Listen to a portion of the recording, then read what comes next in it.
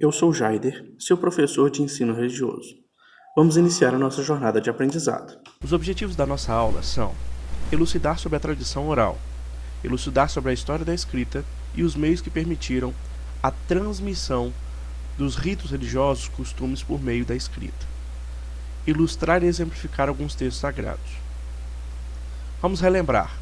Nas últimas aulas, nós vimos o que é religião, nós vimos o que são valores, a classificação dos valores, os tipos de valores. Como as religiões transmitiam seu saber? Existem duas formas de transmissão. A primeira delas é a oral, a falada.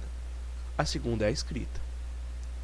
A tradição oral, a falada, ela foi proposta mesmo antes da existência da escrita. As pessoas que ensinavam transmitiam aos seus discípulos por meio da fala, fazendo com que esses repetissem incessantemente até que guardassem seus ensinamentos.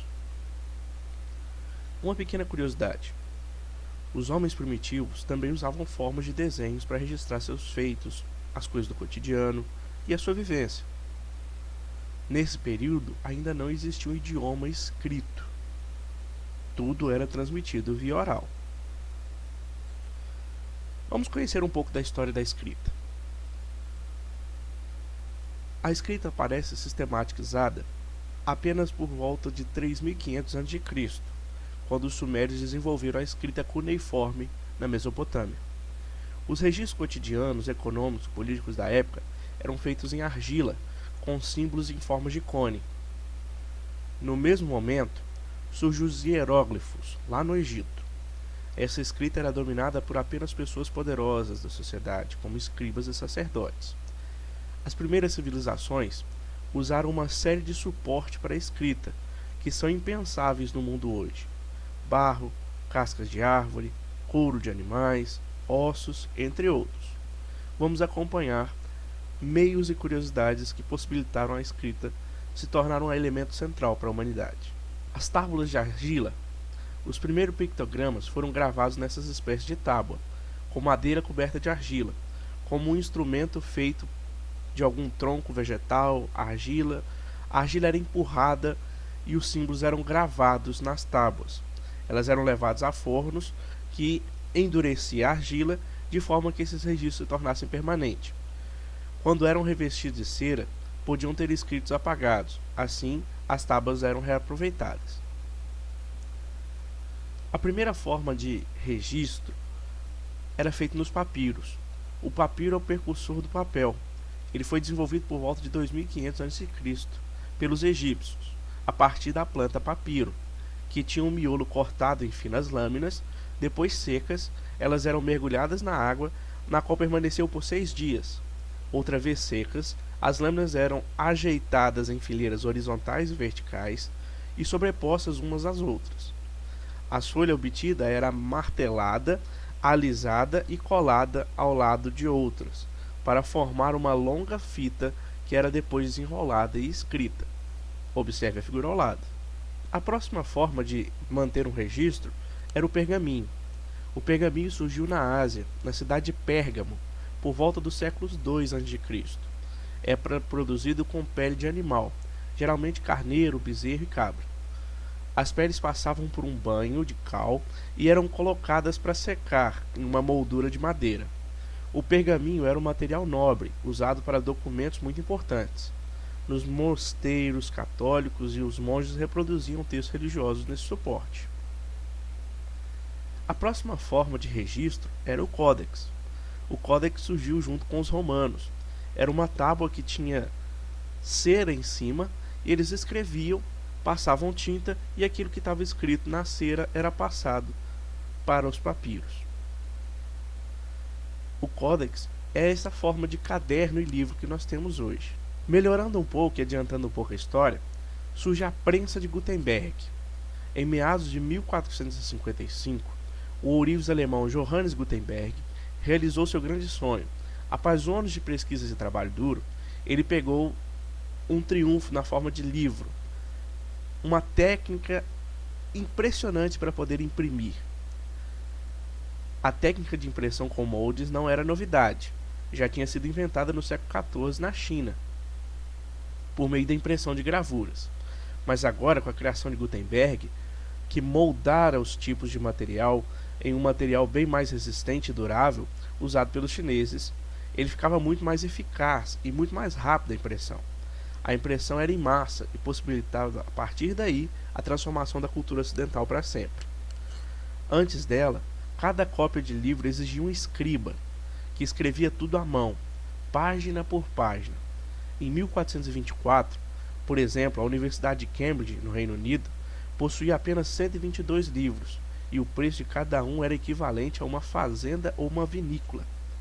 Gutenberg conseguiu, com seu invento, suprir a crescente necessidade de conhecimento da Europa, rumo ao Renascimento. A partir do feito, a informação escrita deixou de ser exclusivamente dos nobres e do clero.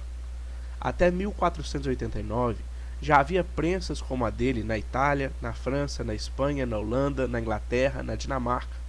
Em 1500, cerca de 15 milhões de livros já haviam sido impressos.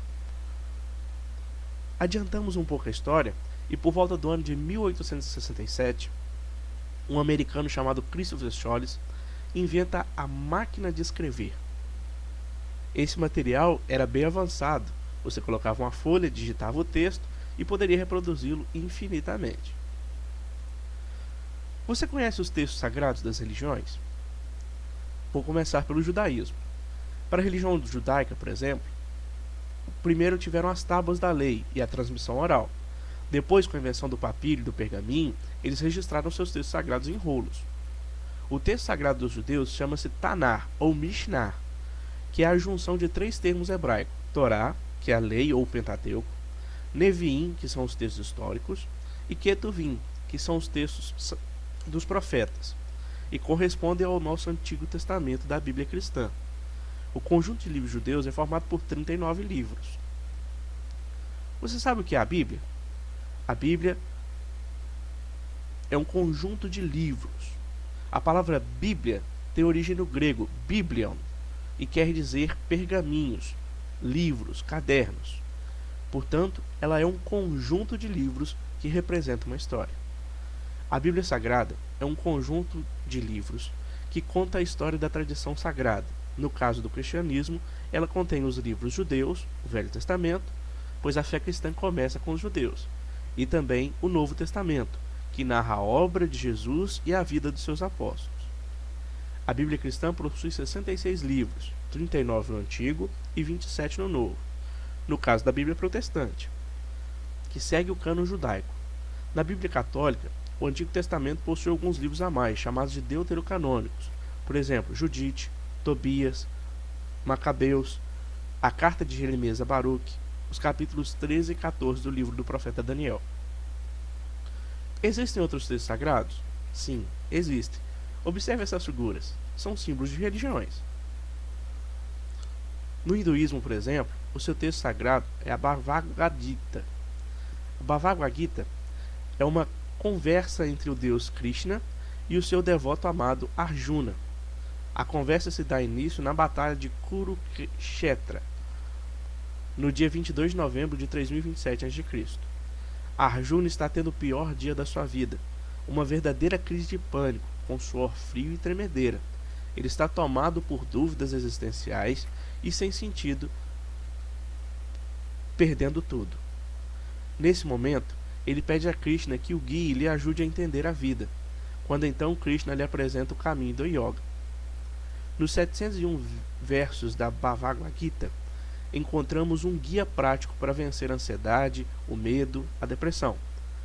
Aprendemos sobre o foco da mente, o propósito, a meditação, o impacto do estilo de vida na nossa consciência e bem-estar, a importância do cultivo da sabedoria e conhecimento, finalmente a devoção. Temos também o texto islâmico, ou maometanista. O texto islâmico se chama Alcorão, que contém revelações de Alá, o Deus deles, que transmitiu a Maomé, e está organizado em 114 capítulos, chamados de suras, onde 92 deles foram revelados em Meca e os outros 22 em Medina. Os capítulos estão ordenados segundo o seu tamanho, quanto à quantidade de versículos e não quanto à ordem que foram revelados. É dirigido por todo ser humano independente da raça, cor, religião, ou região, ou idade, com afinidade, de guiar as pessoas em áreas espirituais, materiais, individuais, coletivas, além de desenvolver a personalidade de cada um. O Alcorão hoje é exatamente igual ao que foi revelado a Maomé.